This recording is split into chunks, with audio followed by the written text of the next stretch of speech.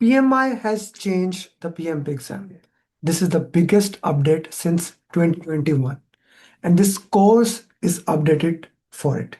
Before we start, give me 5 minutes and you will know exactly what changed, what did not change, and how to use this course to pass the exam in the new format. Now, this is the most important thing. Number one, the domains. The old PMP exam, it had 42% people, process 50%, business environment only 8%. The new exam has people 33%, process 41%, business environment 26%. Read that again. Business environment tripled. One question in 12 become one question in 4. This is interesting. One question in 12 become one question in 4. If you prepare like it's 21, 22, 23, or 24, even 2026 before 9th of July, and skip the business environment, you will fail. That is why in this course, you take the business, value, compliance, and organization topic as seriously as Agile. Never skip business environment. That is a rule number one of the new exam. Number two, the exam itself. 180 question, 170 scored question, 10 unscored pre-test question mixed in it. You will never know which is which, so treat every question as real. 240 minutes total with 10 minutes breaks. 240 question, 10 minutes break.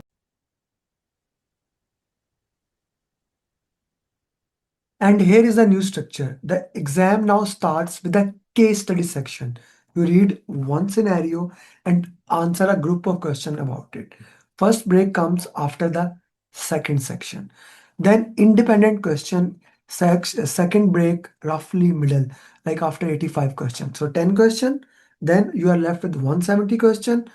Then the second break will be after 85 questions out of 170. And listen carefully. Once you take a break, you cannot go back to the previous section. Review before you always break. Always. Number three, new question type. Case and scenario question, graphical question, read a chart, a diagram, a board, and answers from it. Plus, drag and drop, matching, hotspot, multiple responses. The exam is testing whether you can do the job, not whether you memorized a book. Number four, the approach mix. Roughly 40% is predictive, the other 60% is split between agile and hybrid, and it's spread across all three domains. You cannot dodge agile and you cannot dodge predictive. You need both, and this course gives you both. Now, what did not change? The scoring method unchanged. That is PMI official statement. 35 hours still required. Your PMP, if you are already have, so if you have PMP, you are already safe, nothing changes. And PMI's own word about the new exam, not more difficult, just more relevant. I agree with them. If you understand the new concept, the new exam is fairer for you, not harder, because it rewards thinking, not memorizing. One honest thing before we start, because I will always be honest with you. The core lesson in this course are proven. Thousands of my students passed with them. Stakeholder, risk, agile, and value. This did not change on July 9. Where the exam did change, you will see me like right now on an update card on a screen giving you 2026 correction. When you see that card, that is the exam speaking. Take a screenshot. That's it. New exam, same mission. Let's make you PMP.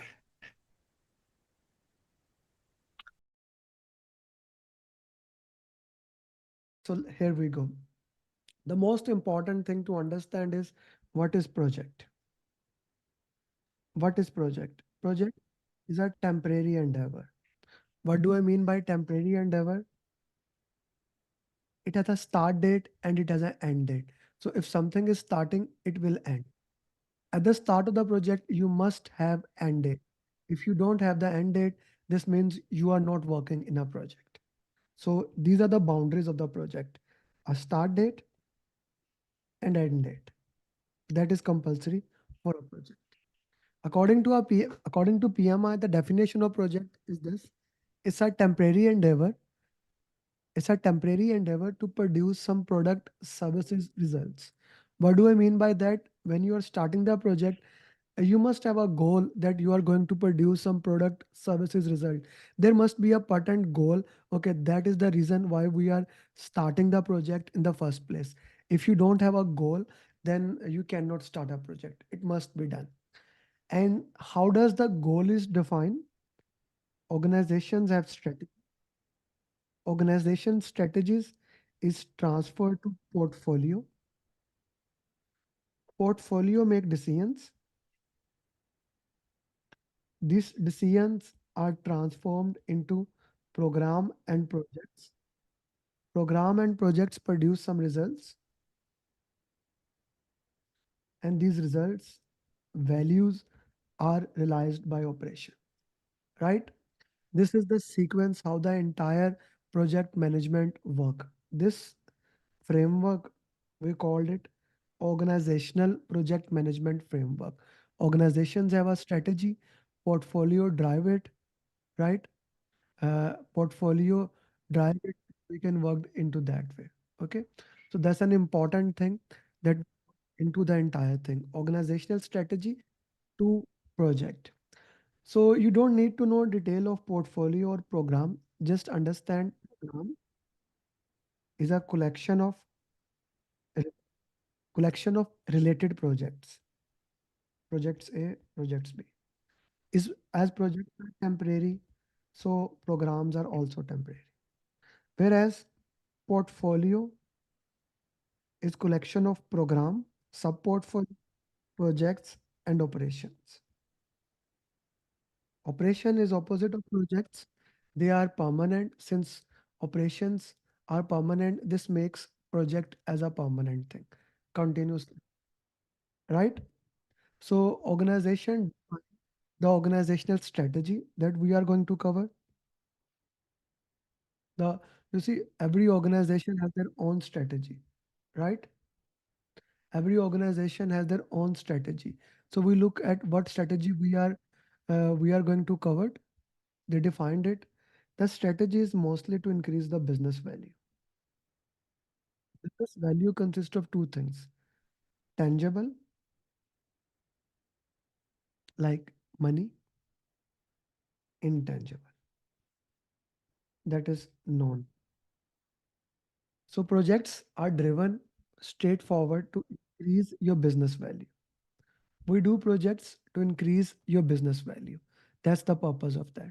Two plans we use for projects to increase the business value: business case, it measure directly money part; benefit to cost, intangible,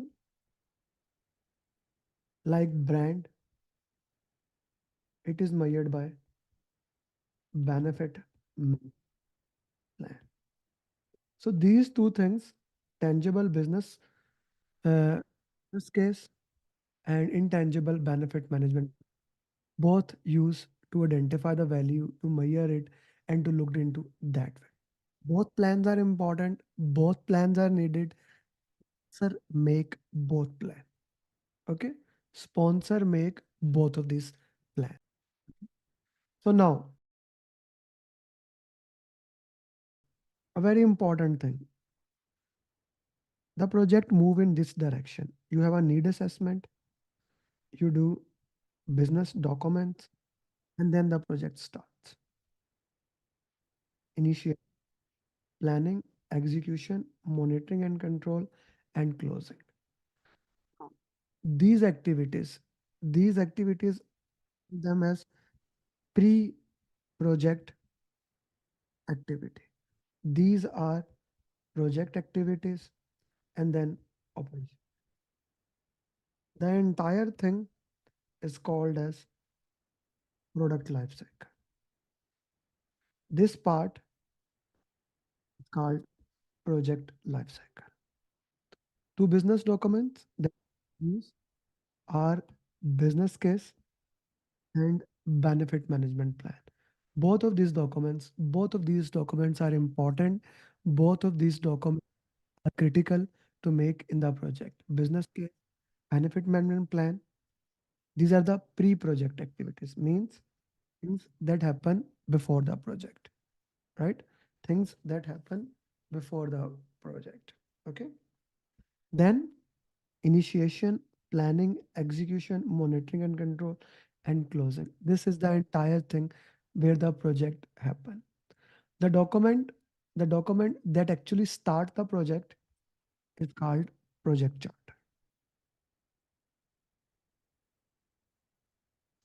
This is a high level document.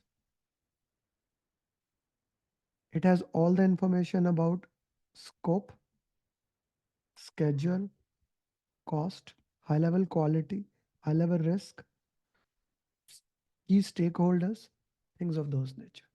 Who makes project charter? Put in the chat box. Who make project charter? Who make project charter? Project charter is made by sponsor. These three documents, business case, benefit management plan, pre-project, and project charter. All three are made by sponsor. They cannot be updated. I'll repeat, cannot be updated in the project. They are fixed document. They cannot be updated. Once you have a project charter at your hand, now you have a authority to start the work. Now you have a authority to start the work. The first thing you will do, you will make assumption log that will have list of assumptions that we are going to make. Some author called it assumption constraint log. Some author called it assumption log. So both terms are right. I have no issue in both terms. Both terms can be used. Assumption log, assumption and constraint log. It's a list of assumptions that you make at the start of the project. Once we make the project, you check the project, you identify who the key stakeholders are, you have a meeting with them, and then you start the process that is called making the stakeholder register. You identify stakeholder, there's a proper steps to identify stakeholder, and this is a very critical thing. You identify stakeholder. Put in the chat box what are the steps that we use to identify the stakeholder.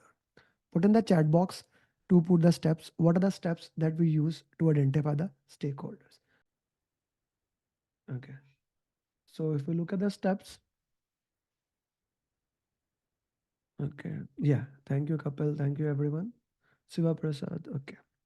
We step number one, we go to sponsor. We ask the sponsor who the key stakeholders are. We use technique of focus group, that is asking the key stakeholders who else the stakeholders can be. We can use workshops to identify who the key stakeholders are. We can look at OPS, organizational process assets, policies, procedures, tools and template, past lesson learns. We can look at EEF. EEF, I like to use the acronym of PASTEL. Political, economical, social, technical, legal, environmental, who those stakeholders are. You identify those stakeholders. Now, the most important thing is to identify the stakeholders. Once you have identified all the stakeholders, and it's a continuous process, it happens through the project. You identify the stakeholder, you categorize them. Upward stakeholders, downward stakeholder. Upward mean who you are going to report, downward who is reporting to you, sideward stakeholder, and of course, internal, external stakeholder. So we have categorized the stakeholders into this way. Then a very important tool we use, we analyze them and prioritize them. One of the key tool that we use for this process is power interest graph. We'll see who has high power, high interest. low power, low interest, high power, low interest, low power, high interest. Those people who have high power, high interest, will manage them closely. Will manage them closely, keep them near to our heart. Those people who have high power, but they are not much interested, will keep them satisfied. Those people who have no power, but they are highly interested, will keep them informed. For those people who have no power, no interest, will just put them into watch list to review them after some time, right? We want to make sure we review them after certain time so that they are on track. Okay. So this power interest matrix is one of the most important tool that you will be using to understand where does your stakeholder actually lie. Okay. So you have used the power interest matrix. You can also use stakeholder cube, that is power interest and the third domain, right? Third domain can be anything. It's a 3D model, stakeholder cube, or you can use salience model, power, urgency, and legitimacy. A PMP exam is more focused on 2D models, not on 3D model. Program management exams and other things, they are more focused on these 3D models. So 2D model is more than enough. If you understand this, this will be more than enough for a PMP exam. And this is very important where each stakeholder lies, what those stakeholders are saying, how those stakeholders can imply things of those nature are critical for a PMP exam. So now we discussed it here that the project is need, this is pre-project, this is project activity. Three things happens in initiation: project charter, assumption log, and we have made the stakeholder register. That's it. Nothing else happen in initiation. Nothing else. Now we will go to the planning. Project management plan is made in here. It has 18 plans in it that we need to do. Whatever the question, guys, you have, Shurjil, I see you have some questions. We'll answer your question at the end of the sessions, right? First, I want to complete the entire PMP. This is a quick session. I want to summarize the entire PMP in next 2 hours. So we will cover into that. Okay. So now we'll make whatever your question is, put in the chat box, and those students who knows the answer, they can reply them there. So project charter, assumption log, stakeholder register, that is made in initiation. In we'll make project management plan. The first plan in planning, I will be making stakeholder engagement plan.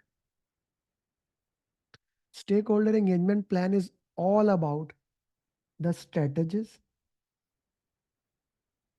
that you required to engage the stakeholder. What are the strategies I'm going to use to engage the stakeholder? That is the key of the stakeholder engagement plan. Okay. The tool that is a part of the stakeholder engagement plan I'm going to use, I'm going to look what is the current stage of my stakeholder. Is he unaware? Is he resistant? Is he neutral? Is he sportive? Or is he leading? What is the current engagement level of my stakeholder? It's an important tool. Pay special attention. Currently, where does my stakeholder fall? What is his current engagement level?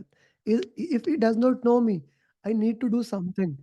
I need to do something to make sure that he's engaged. If he's resistant, I need to do something. So this tool that is a part of the stakeholder plan, it will have all the important stakeholders with their current engagement and our desired engagement. And how we want to, this is the, sorry, current engagement and what do we desire? What do the project desire currently? We'll put it there and all the strategies that are required to the change the current into the desired engagement, that will become the part of stakeholder. One more time. Stakeholder engagement plan has list of strategies that will change that will change current engagement into our desired engagement. That's it. Nothing more. So once your stakeholder plan is made, okay, we'll send it to sponsor or change control board The change control board will approve your stakeholder engagement plan, and that's it. Once the stakeholder plan is done, is approved, you cannot add anything to it, right? Initiation, planning, execution, monitoring, control, and closing. Here, the stakeholder engagement plan is made, it's approved. In execution, you will implement that plan. There is no thinking about is the stakeholder right or not. Whatever the strategies you have agreed, whatever the strategies you have agreed here, you are going to implement those strategies here. That's it. Straightforward. We are going to implement those strategies in execution. In monitoring and control, the purpose of monitoring and control is very straightforward. We will do variance analysis. What do I mean by variance analysis? I'm gonna see plan, is my plan working or not working? Plan versus actual. Where does I fall? And if plan needs to be updated, I will raise change request. That change request will help to improve my plan. That change request will help to update my plan. This change request will update my plan. That is everything you need to know about the stakeholder topic. I'll repeat one more time for everybody: initiation, planning, execution, monitoring, control, and closing. These are the five process group. In initiation, once the charter was made, you start identifying stakeholder. Once you identify the stakeholder, you analyze them using upward, downward, sideward. Then you prioritize them using power interest matrix. Once you prioritize them, here you make stakeholder engagement plan, which has a tool, stakeholder engagement matrix, which check the current engagement and desired engagement. You look out the engagement level of all the stakeholders. You make the strategies how we are going to engage all these stakeholders there. Then you implement those strategies there. In monitoring and control, if we need to change any stakeholder engagement strategy, we basically change those strategies and worked into it by raising change request, and we do variance analysis. Nothing in the closing domain happen for the stakeholder topic. That's all you need to know about the stakeholder topic. This way, I'll go through each domain. Now I'll go to communication, then I'll go for team. Okay. Then we will go through risk, quality, procurement. I'll see, we'll also cover agile in between. Okay. So, okay. First, let me complete these topics. Then I'll come back to agile. We'll see later on. So, communication. Communication is one of the most important thing, the job of the project manager. He needs to understand the communication requirements of the stakeholders. What does they need? How do we communicate with them? He need to understand uh, the level of information, the language we are going to use, the confidentiality of this information. So I like to say the communication is 4R: right information, right information at right time to right people to have right impact, right? 4R of communication: right information at right time to right people to have right impact. Guys, don't type on the key on it.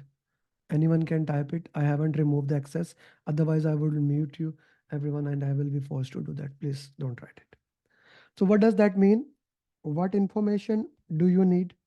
What information you need? When do you need that information? Okay. Why do you need that information? How that information will be communicated, where you want to store that information, what is the frequency of that information. All these things are answered in your communication management plan. What I would say, communication management plan is all about, is your communication effective or not? Somebody is unmute, please. I request you to mute yourself. And co-host, please see who is doing it and mute them. We want to share that our communication is effective or not. How much effective that is. How do I know my communication is effective? When the other person understand it. We called active listening as a way to understand that other people is understanding the information. Active listening can be paraphrasing, I understanding, repeating the last line, understanding their way, understanding the body language. There can be many ways. But the purpose of communication is to understand that people are knowing what you are trying to say. So communication model is something like that. A sender send the information and receive the information. Then the receiver give feedback and the communication loop is completed. Okay. Anything that disrupt the information. It can be anything. Like maybe your internet is not good and you are unable to hear me. Maybe I'm speaking too fast, you are unable to understand. Maybe I'm speaking too many jargons, you are unable to understand. Whatever the way is, anything as a result of which you are unable to understand me, that is noise. That is called noise. PMI use some jargons here that a person who send the information, he encode the information, a receiver decode it, mean he try to understand it and send it back into your language. So that's how the entire information basically flow. You encode the information, you decode it, and we work into this way. This is a communication loop. Your communication can be written, formal, informal, verbal. Now it can be audio, video.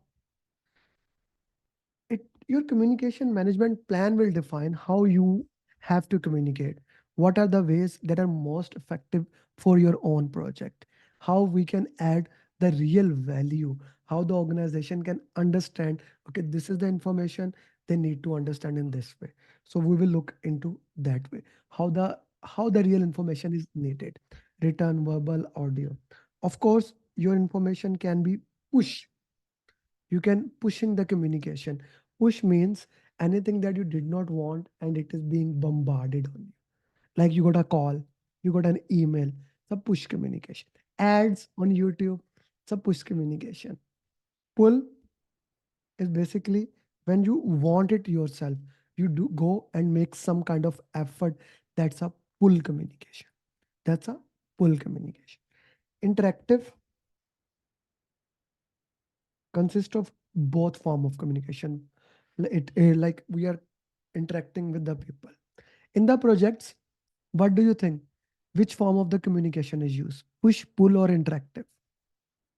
Which communication is used? All form of communication is used.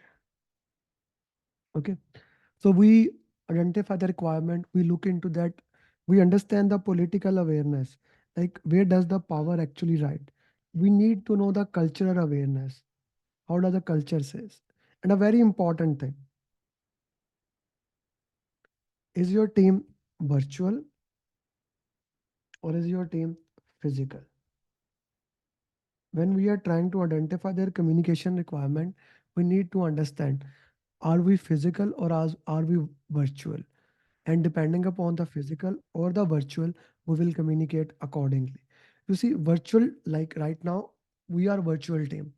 So it has its benefit. If I wanted to conduct this session physical in New York, right, USA, not every one of you can come. It will be a lot. Even if I conduct in Dubai, not everyone can come. So that is the benefit of virtual.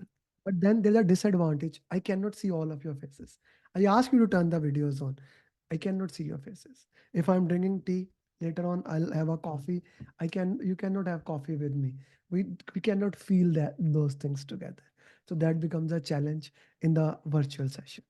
In physical is considered as a very co-located people. When you come to the same location, the communication become easy, but then there are problem, culture, religious things like that, right? So all that was challenges need to be looked on. So your communication management plan need to address which type of information you have, what are their challenges, how you are going to overcome those challenges. It must address those things. Okay. It must address those things. Once your communication management plan is made, who will approve it? Same person who made the stakeholder plan approve. Sponsor change control board will approve your communication plan. Okay. So now you will implement the communication plan, initiation, planning, execution, monitoring and control, closing. There is nothing in communication, in initiation, in planning, you will make a communication management plan. In execution, you will implement it. Monitoring and control, again, we will see is our communication plan effective or not. If it's not effective, we'll do change request and change the plan. In closing, there is nothing there. A very important thing, this execution process, managed communication, it's considered as the post office of the project. What do I mean by the post office? All the communication in the project is done through managed communication. All the communication in the project is done to the managed communication process. Uh, we get work performance data, which is a low level information. It is, it's like deliverables are what work is being done, low level information. Okay, level zero. It goes to all department, scope, schedule, cost, quality. Every department with their plan make work performance information their own. I'll explain this in another way also. Just be with me. All the work performance information goes to project manager. He combines them and make a work performance report, a comprehensive report that later will be shared to all the people according to communication plan. So consider it for work performance data. So COVID is like, let's say you are in US, there are 50 states, 52 states. How many people have suffered from COVID? That is data. If you compare it with yesterday and make your own state report, okay, these many people are sick in our region. That is work performance information. Then that is work performance information. Then you combine the entire report and share it on the health organization.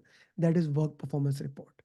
So work performance report have all the information that is needed for the projects and that is communicated to everybody. And that is shared in the managed communication process. That is shared in the managed communication process. We shared with the managed communication process so that people can understand, they can look into that, how we can get those things. So this is all about communication. We have covered stakeholder as of now. We have covered communication. Now we are going to cover team. These three topics, stakeholder, communication, team, this is 42% of your exam. Plus agile part is there, 42% of your real exam. Okay, 42% of your real exam. So let's go to the team. For team, we have a resource management plan. And when we talk about resource, there are four type of resources: manpower,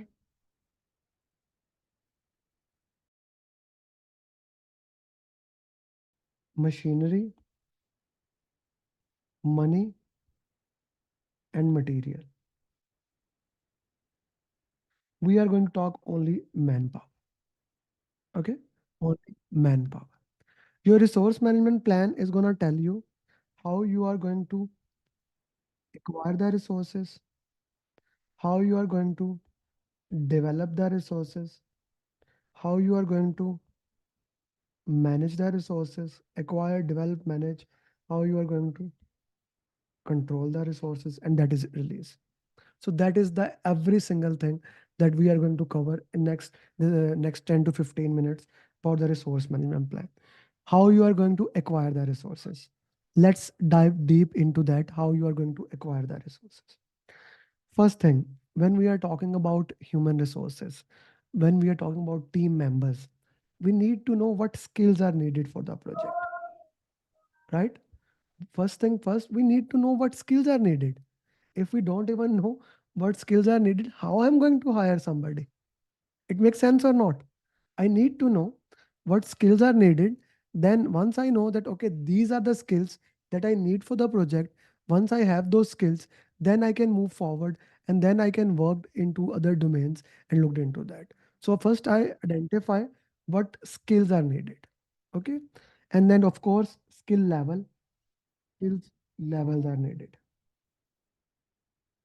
If I need a driver, do I need a truck driver, or do I need a car driver, or do I need a trailer driver or a crane driver? What skills are needed? If you need a developer, which language you need, what experts you need. You identify the skills level of the project. Once this is done, then you start hiring. Now again, we need to consider, we want to get virtual resources or physical resources. Nowadays, combination of both, hybrid resources are also used. How many of you go all the days to work? Of course, I'm not asking civil engineers. Those poor guy go daily to the work. Everyone else, how many days you go to your work, and how many days you do for work from home? Put in the site.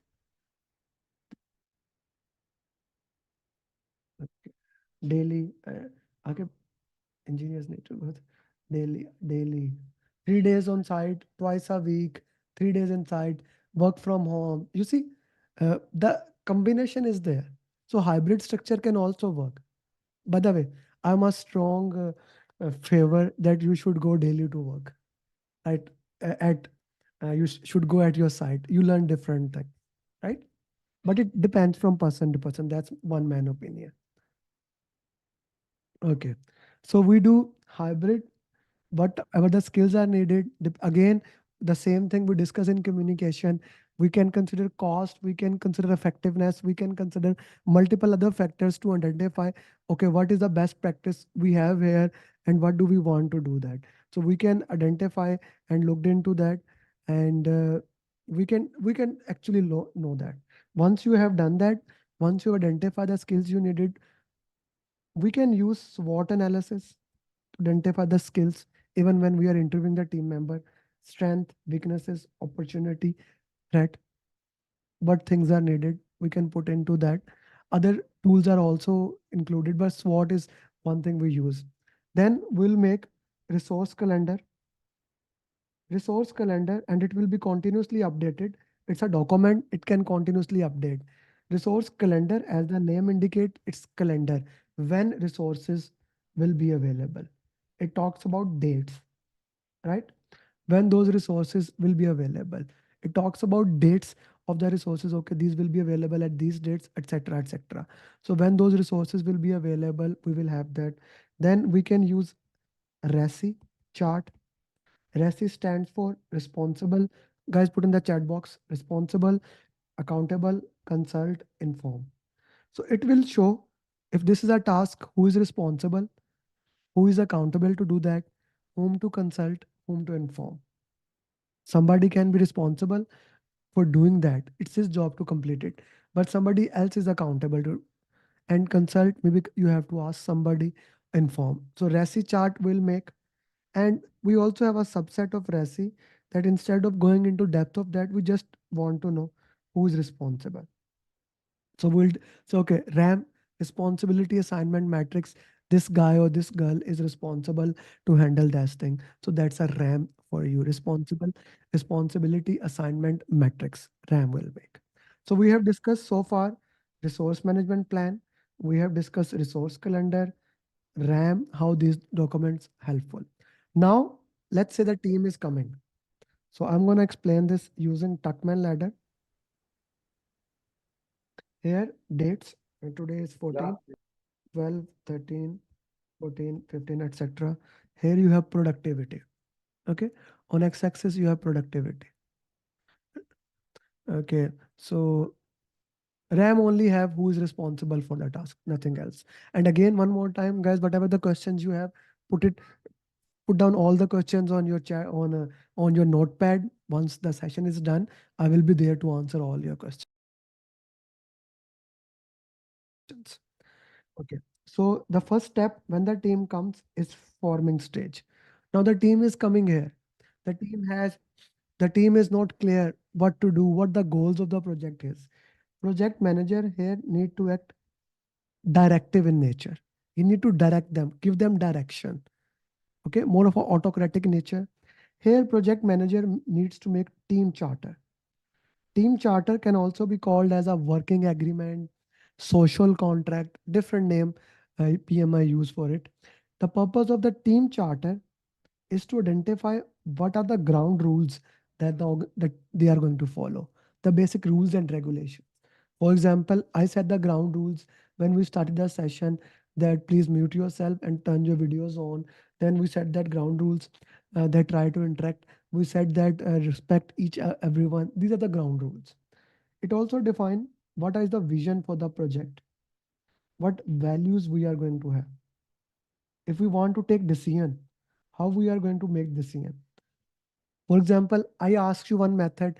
Okay, so shall I go with agile or not? How we are going to make decision? So that is written in the team charter.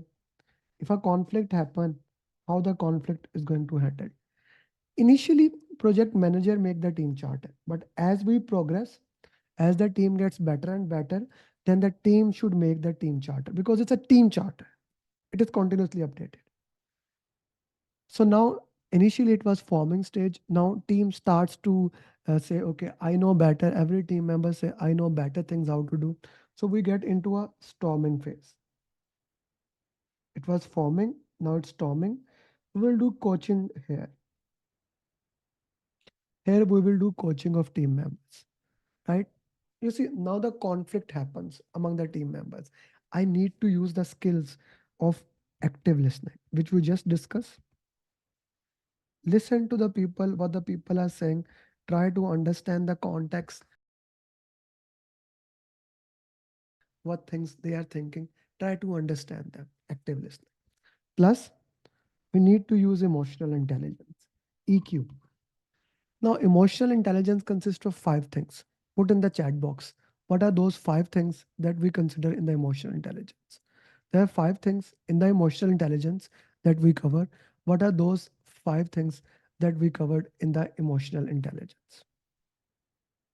And yeah, so five things that we need to look into that. The first one is self-awareness. When we talk about emotional intelligence, first thing is know yourself, self-awareness. Like understand yourself. What do you want? Self-awareness will be there. Second, self-management. Once you know yourself, now manage yourself. No? A very critical thing. Like manage yourself. How do you think about it? What are the way, etc., etc. Self-awareness, self-management, very important. Third skill is social skills. All the communication, influencing, decision things, they are covered under the social skills. The fourth one is empathy. Most of the time, when we talk about emotional intelligence, people consider emotional intelligence as empathy. No, no, no, no. Empathy is just one part of it. Self awareness, first know yourself, manage yourself, social skills. The fifth one is motivation. Now, this is a very critical thing. I will expand on it. I want to understand what motivate other people. What are the things that motivate them? What are the things that does not motivate them? There are multiple motivational theories that we need to look into that. What motivates somebody or not. Now, if you know what motivates other person, you will be able to manage their emotion. You will be able to correspond in a better way. So, motivation. The first theory is Maslow hierarchy of need.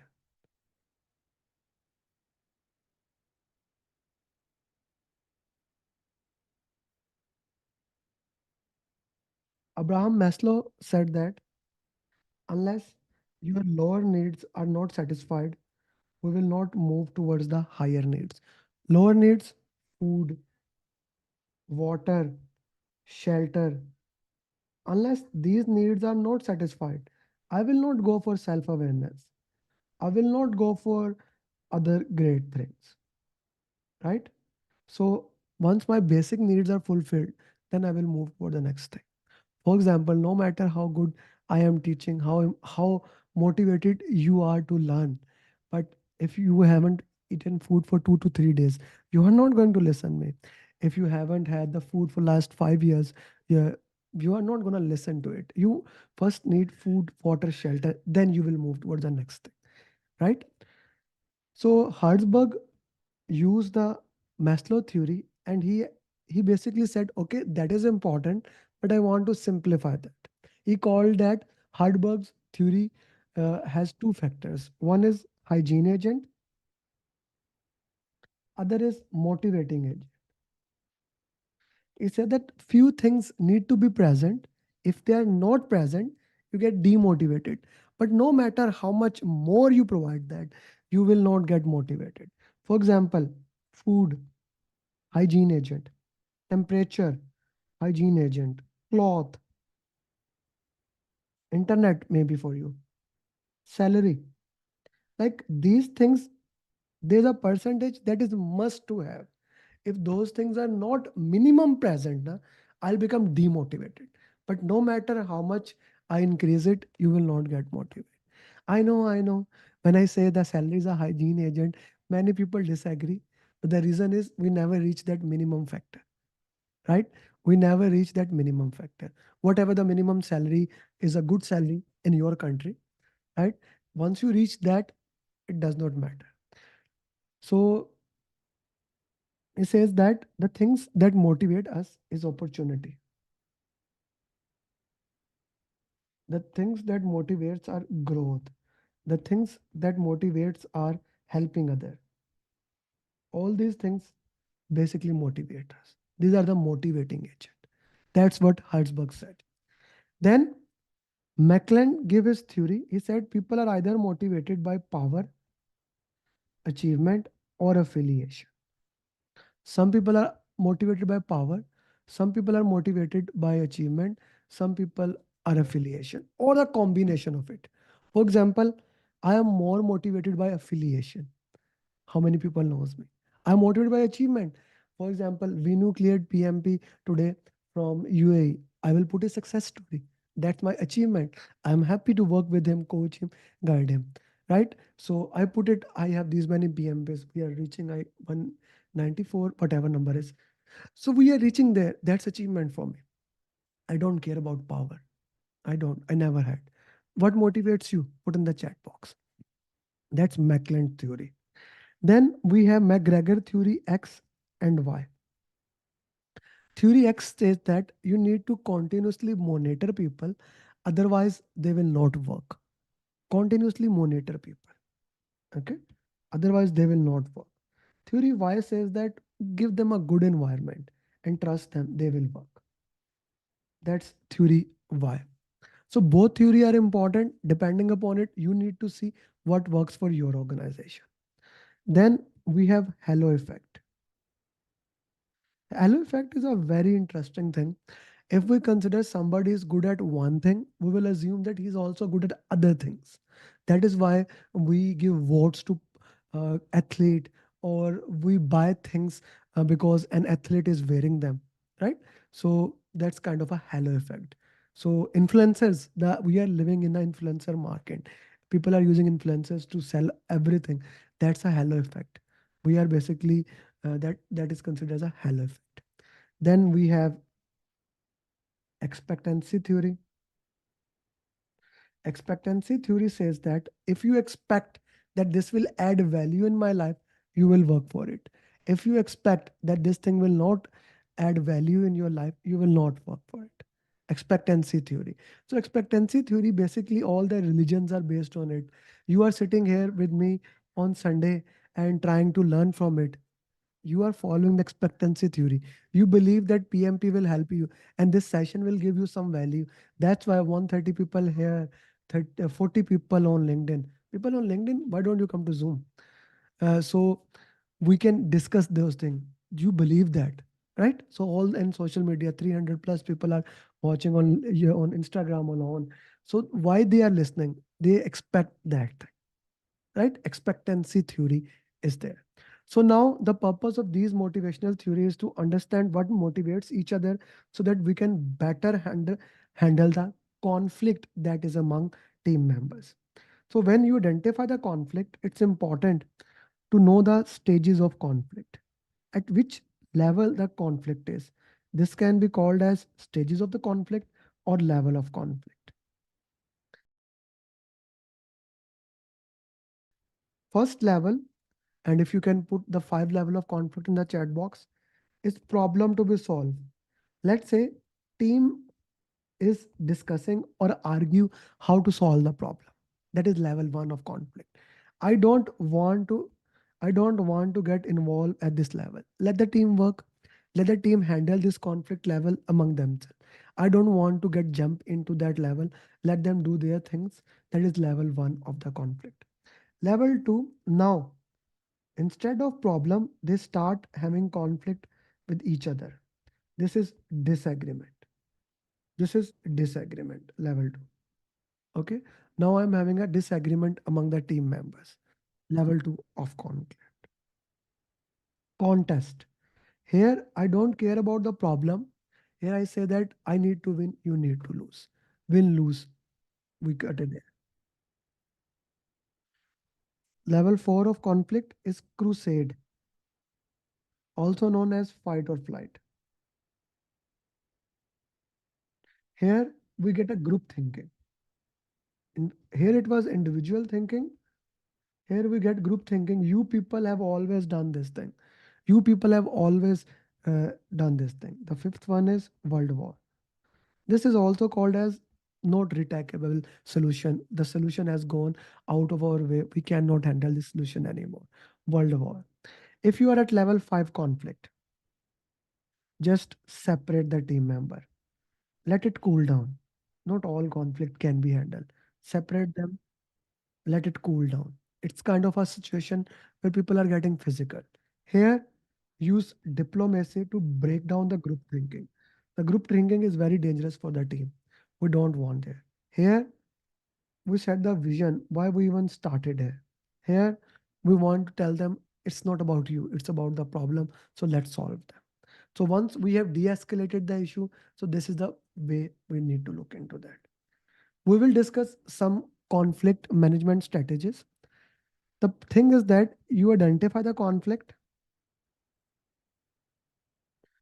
you see level of the conflict, you choose which technique you are going to use. If it works, good. If it does not work, change the technique, use some other techniques. There are multiple techniques at your hand that you can do to handle these conflicts. Now, care for others. As a project manager, if I care for others, care for myself. If I care for others as well as I care for myself, I will go for a win-win situation. If I don't care for anybody, I will go for a lose-lose situation. If I care more for other and less for me, I'm willing to give up. But if I care more for myself, less for other, I will go for this. Here we have accommodate. Oh, sorry. Here we have when we want to win-win, problem solving. We want to solve the problem solving. We can collaborate, even confront. Here in this region, we are basically sitting and trying to identify the best possible solution that is best for both parties, not just for one parties, that is best for both parties, that we are trying to get a win-win situation for every single person. Here, I don't care about anyone. I'm just gonna avoid the conflict or withdraw. Very important thing. I'm not even discussing the conflict, maybe just passively documenting the conflict, nothing more. Not discussing the conflict, just documenting the conflict, right? That's a avoid or withdraw. Here, I accommodate them. Okay, okay, I'm willing to go for it. We especially do for when we care a lot for the other people, we accommodate them. Or sometime we are busy at something else, we'll say, let's smooth this thing. Let's discuss this issue to a better time, to later on. Here I'm gonna say my way or highway, force or direct. We also have a in-between technique, compromise. Compromise is more of a lose-lose situation in which both parties have to give up something. It's more of a lose-lose situation. Okay, but it's better than avoid and withdraw. As a project manager, As a project manager, you need to basically move from here. Okay, why can't- yeah, I don't want it. As a project manager, you need to basically move from compromise and get it done in the proper way. Okay, sorry for that. Here, avoid, withdraw, and move from here, right? Get the best situation. Whatever the techniques you use, it all comes down to, are you able to solve the conflict or not? If you are able to solve the conflict, you move to the next stage, and that is norming. In the norming stage, now we understand the habits of each other, why they do that, and team is starting to look like a team, not well solution. So here he need to support them, mentor them, listen to them, understand them. Okay. And finally, if everything goes according to the plan, we reach the performing stage. We reach the performing stage here. What are you doing, man? Here, this is delegation. Here you will delegate it. Forming, storming, norming, performing. And finally, when the team is done, we leave the team. So this is what you need to know about the entire team topic, right? Important thing that you need to understand when you are solving PMP question, that agile.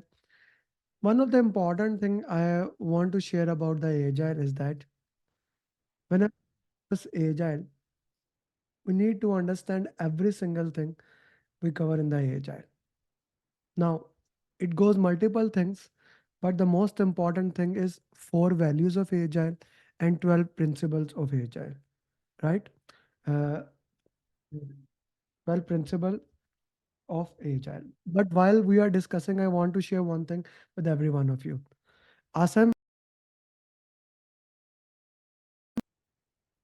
we'll get back to the agile. So when we talk about agile, we need to understand agile consists of two things. Actually, let's discuss all four life cycles.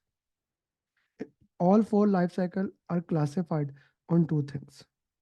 One, is your scope fixed or is your scope variable? Is your is your delivery single go or is your delivery multiple go? How we are going to have the delivery for the project. Okay. So if I divide it into this, when you have a fixed scope and you want single delivery, predictive project. That predictive project. Example, bridge. I don't want bridge into parts. I want the entire bridge in one go, right? If you want to have a fixed scope, but only multiples, we have an incremental delivery for it. Incremental delivery for it.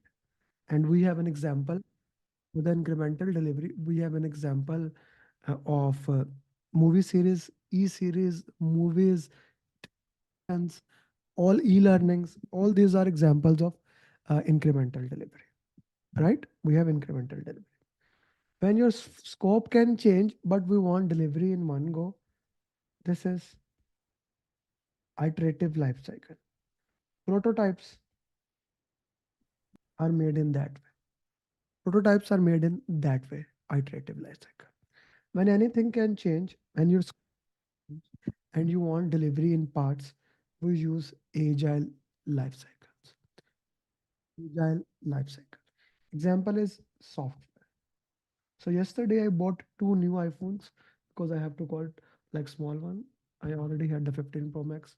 I opened the iPhone, and as soon as I opened the iPhone, it immediately said to me, uh, it immediately said to me, please update the system. So it's continuously being updated. And I'm sure same thing happened to your phone or whatever you do. So agile is incremental delivery as well as things can change.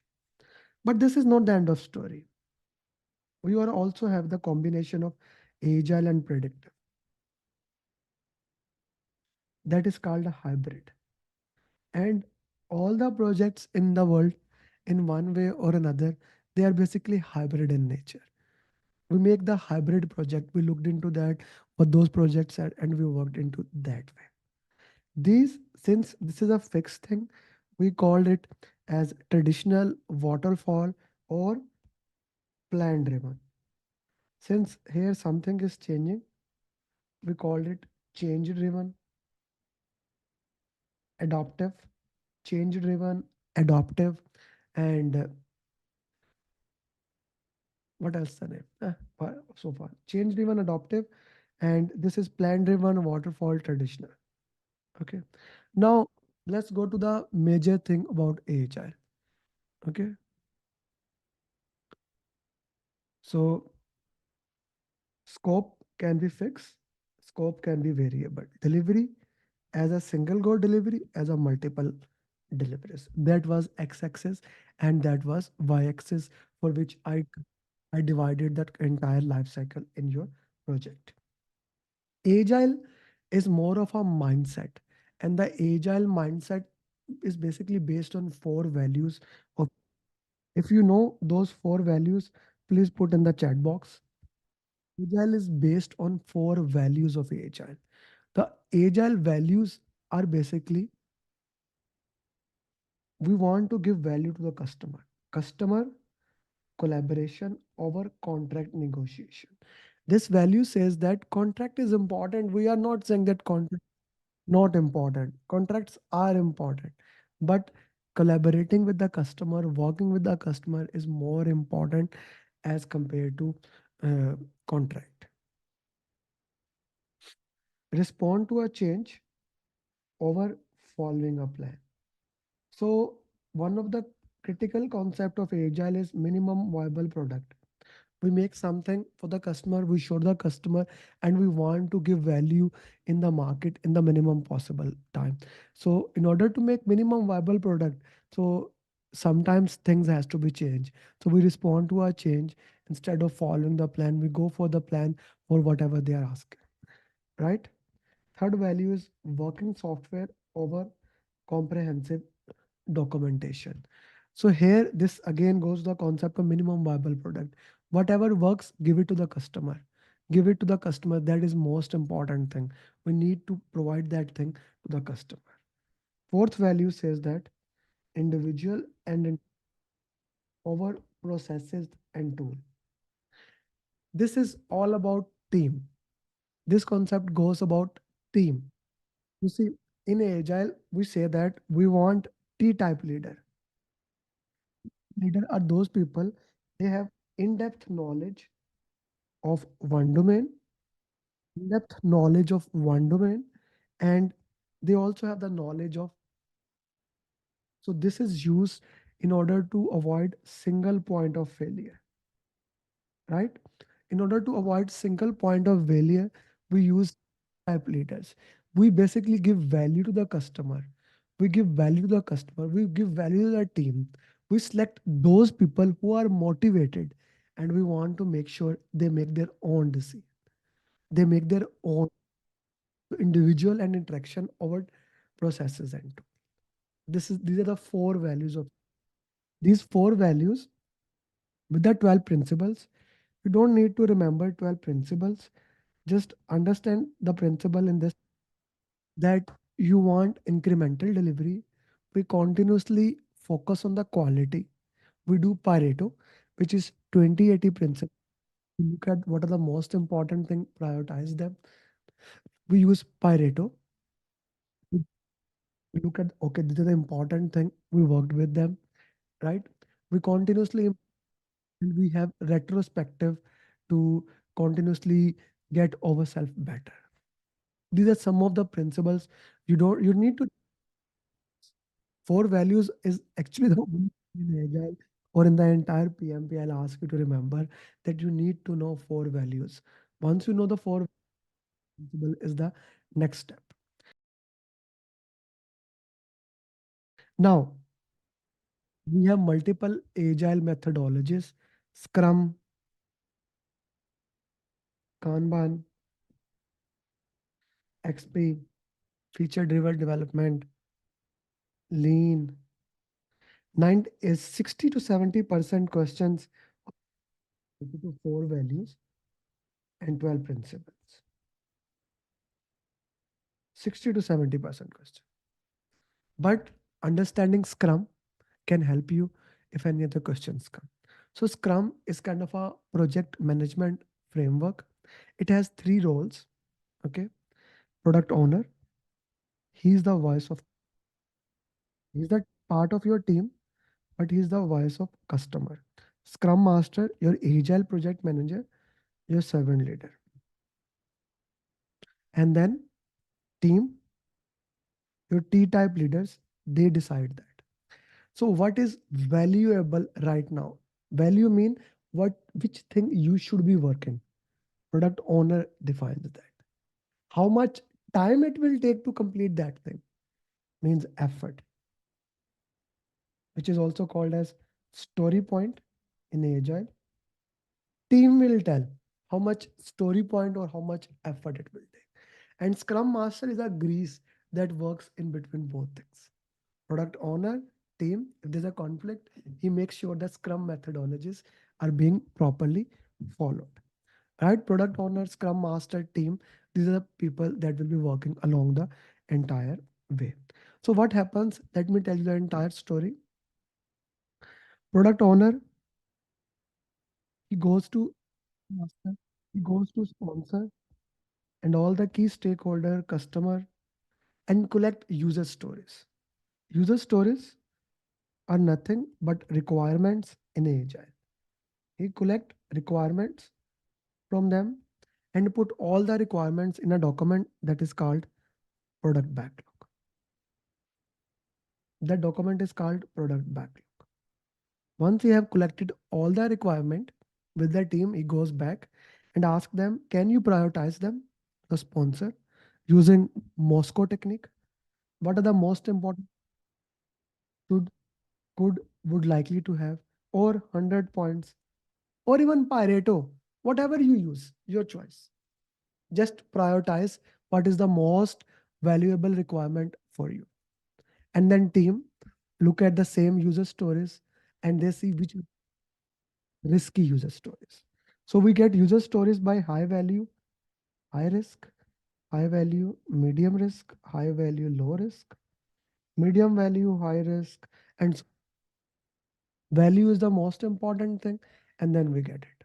So this is called your list of all the requirement prioritized by value and risk. Value and risk.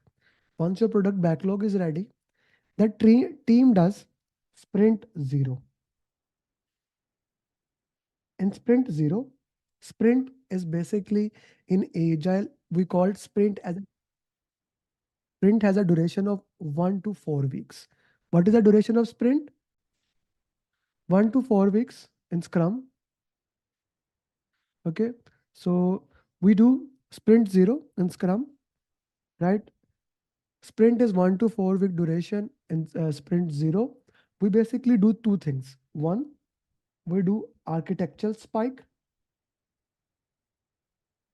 We do architectural spike where basically we do proof of concept. Is it even possible to complete that thing or not? Is it even possible to complete that thing or not? That is architectural spike. Secondly, we'll do risk spike. We will do risk spike. Okay. A proof of concept, is it possible or not? And secondly, we do risk spike. Like we'll check each user story, what their risks are. So now we know that this product is possible and we have looked at that. Team will have a meeting, the first sprint planning meeting. Let's say the first sprint is there. We'll have a first sprint planning meeting. We'll decide the length of the sprint. Let's say the length of a sprint is decided 2 weeks. The entire project is divided into 2 weeks. And let's say you decide release consists of 4 months, 3 months, whatever you decided. So you get release and sprint there. The first meeting will be sprint planning meeting. Here, the team will look at the product backlog and they will make sprint backlog, the subset of product backlog. And we will see, depending upon how much work the team says we can do, we can do this much work. The amount of the amount of work team can do in one sprint, or amount of work, the number of story points in one sprint is called velocity of the sprint. It's called velocity of the sprint. Okay. The questions you have, I see some questions are in the chat box. Please write down your question answers and we will do the session. All the question I will answer you later. Okay. So we have sprint backlog, that is a prioritized work we are going to do in this part and sprint. The work we are going to do in this sprint, it's sprint backlog. We will we get sprint goal. Now we start working on the goal. In sprint planning, from product backlog, we make a sprint goal. Sprint goal, we know the velocity, we made the estimated velocity, how much we can do in one sprint, and now we start doing the work. We decided sprint is 2 weeks. We will have daily stand up.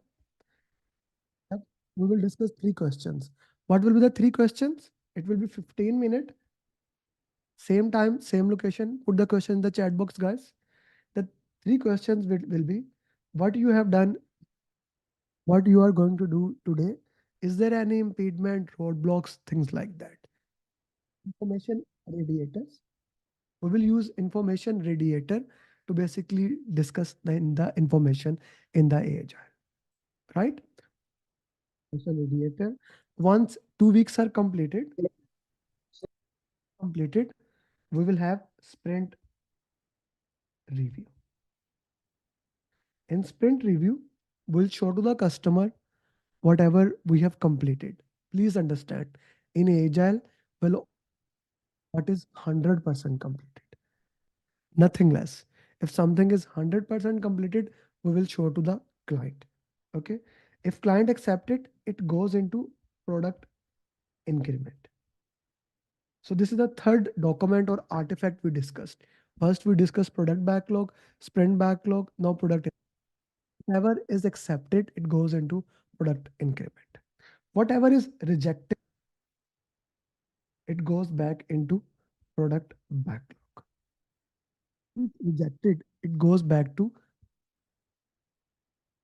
sprint review. Consists of two parts actually. This is the demos part. The second part is grooming.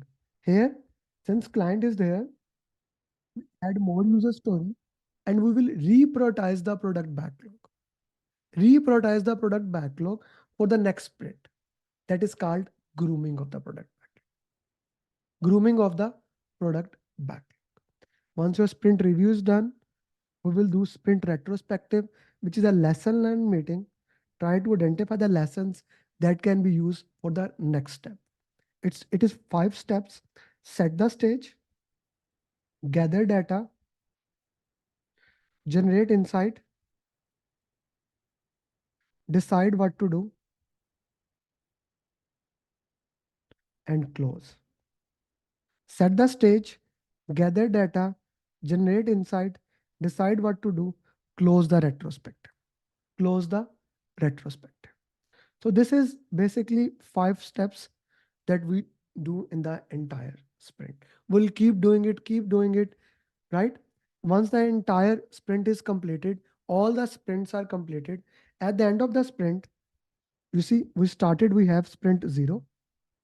At the end, we will have sprint H, hardening sprint, in which we will finally check before giving the entire product to the client. We will final check and give it to the client. Hardening sprint. That's the entire Scrum for you. 3 documents you must know. Sprint 1 to 4, sprint planning, daily stand up, review, retrospective. You must know. You must know Scrum Master and team. What are their roles? What are their responsibility? Product owner decides the value. Team does the work. Then next thing is basically what is velocity? What is user story? Story point. When does the sprint end? When the works get completed, then the sprint is over. How do we know that something is 100% completed? Team has a checklist that is called definition of done. Team compare with that checklist to the and make sure that this is completed, then they show it to the client. How does client have a checklist that is called acceptance criteria, and we looked into that. This is entire Scrum for you.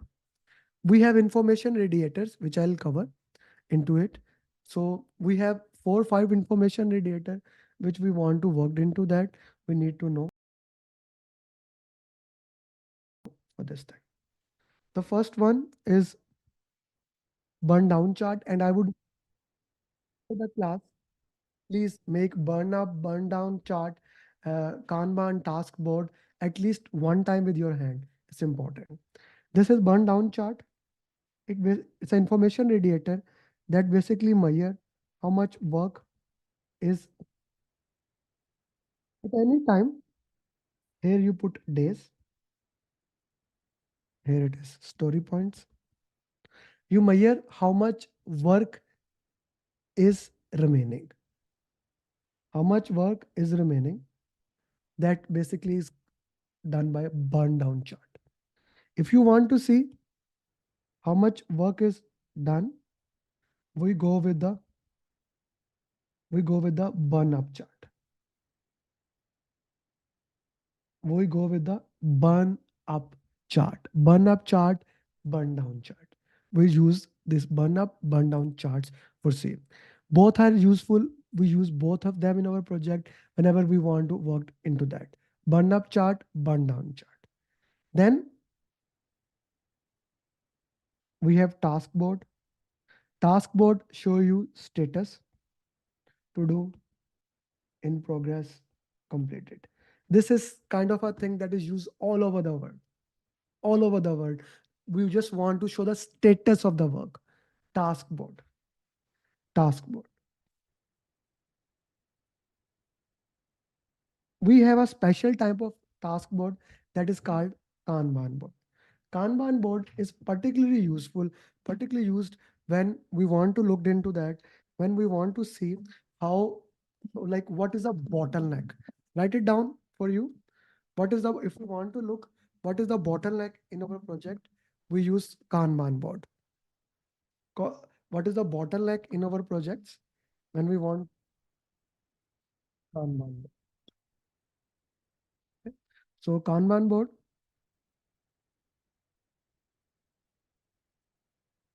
to do, in progress, testing, completed. So we put work in progress limit in here. How much work we can do. Okay, let's say to do,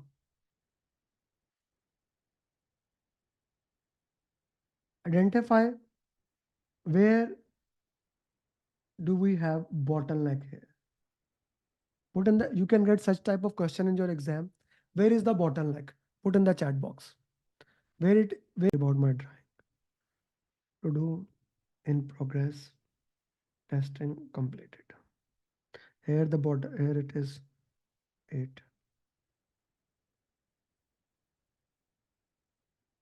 Here it is 3. Here it is 2. Now which is the bottleneck? Where is the bottleneck?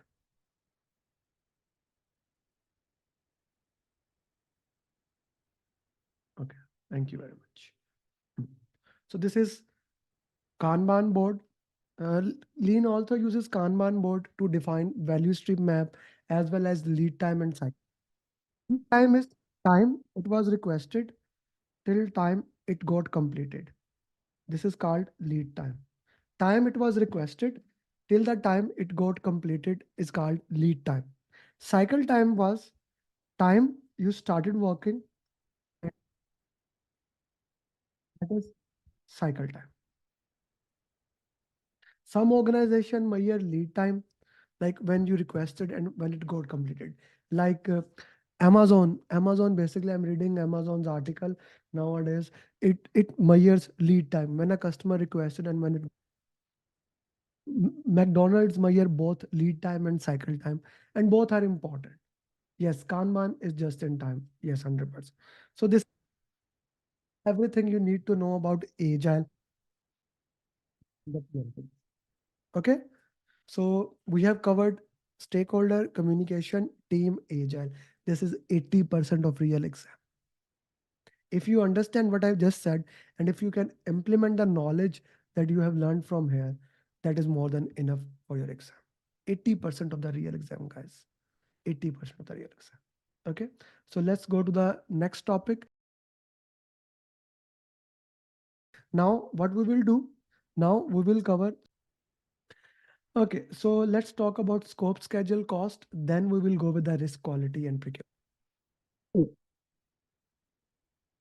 You see, need assessment, business document, initiation, planning, execution, monitoring, control, closing. This is your project. Okay, this is operation. I will try to collect the requirement of the product. The requirements of the product. I will automatically have the requirements of the automatically have the requirements for the project. In order to collect the product requirement, I have requirement management plan.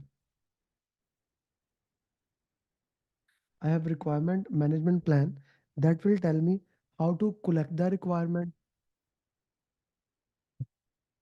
What are the techniques that we use for stakeholders? Like we went to the sponsor, we did focus group, we did workshops, all those techniques that I use to identify to identify what are the key requirements. Once you have identified all the, you will put all the requirements into requirement traceability matrix. Requirement is a matrix that has all the requirement, who gave it, what is the purpose, the link of the requirement, things of those nature. Till end, it will have the link of all the requirements. Have every single, just like requirement traceability matrix, we will also have another document, requirement documentation. Requirement documentation will basically classify the requirement, which are known for stakeholder requirement, solution requirement, and things of those nature. We will classify all the requirements in the requirement. Requirement traceability has requirement traceability has every single thing of that. Okay, traceability has everything. Requirement documentation, classifications of the requirements, classification of the scope management plan. What I will do, I will put the filter, what is in the scope and what is out of the scope. Okay, scope management plan. I'll put what is in the scope and what is out the scope. Okay, so we get project scope statement here. Okay, percent hygiene factor. Okay, so what we have done, we have put the scope filter here, the scope management plan, right? We put the scope filter here. Now, what is in the scope will be defined by this thing. If something is not in the scope, it is not in the scope. Either you are in the scope or it is outside the scope.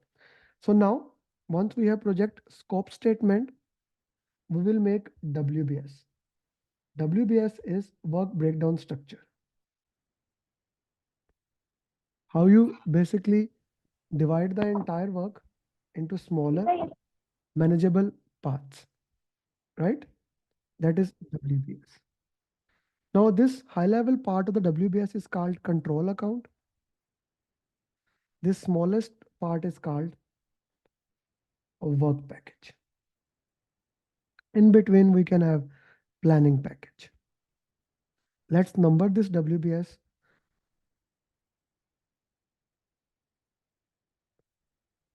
When we number this WBS, when we number this WBS, these numbers are called code of account. These numbers are called code of account, right? These numbers are called code of account. The smallest part is called work package. This is planning package and this control account. In order to understand control code of account, we have WBS dictionary. The combination of project scope statement plus WBS plus WBS dictionary is called what? Put in the chat box. I want it from everybody. What do we call it? Baseline. Now the scope is baseline. This is the scope of your project. If you want to complete anything in the project, it must be there. If it's not there, it's not there. You get the scope baseline. Now you will start working into that. Please note, you cannot anything, you cannot add anything in the scope baseline without going through proper change control procedure. You need to raise a change request to add anything into that. Once we have a scope baseline over or at hand, we will go to schedule.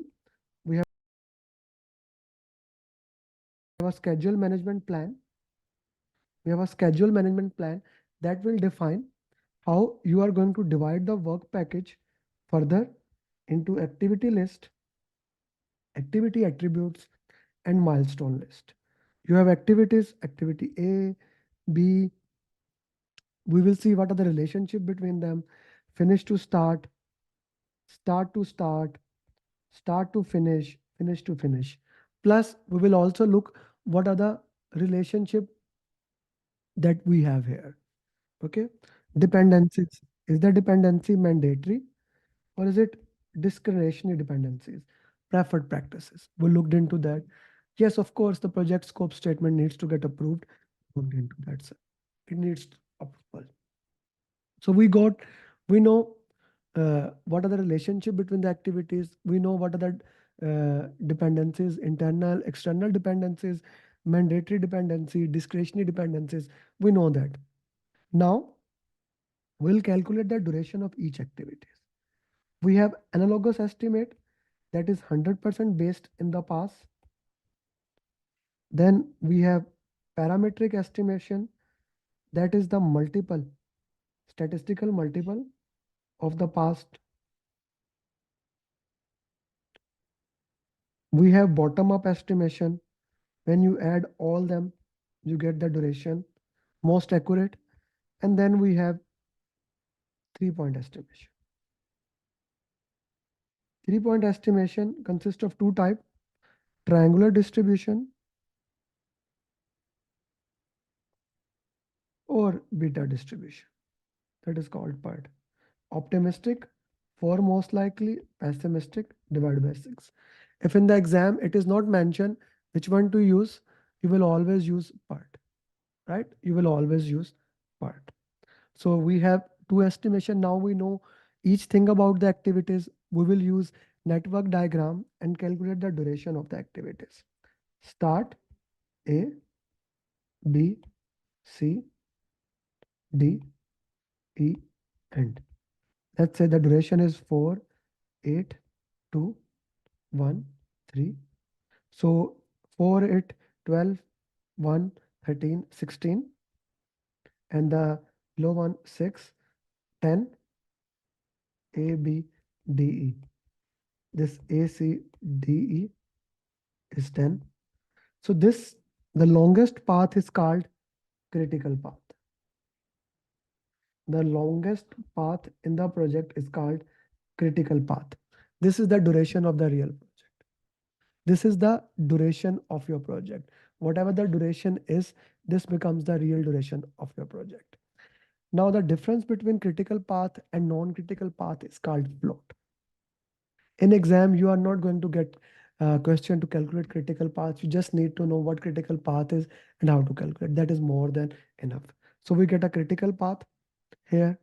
Now, as soon as you have a critical path, you may have to decrease your schedule. In order to decrease the schedule, we have schedule compression techniques, crashing, and fast tracking. We have crashing and fast tracking. Crashing is basically you add resources Fast tracking is basically you make activities parallel. In crashing, when you add resources, your cost can go up. Here, basically rework and risk increases. If money is not a problem, crashing is preferred. If money is not the problem, we prefer crashing over fast tracking. Okay. Then if the resources are critical and we want to resource optimization technique,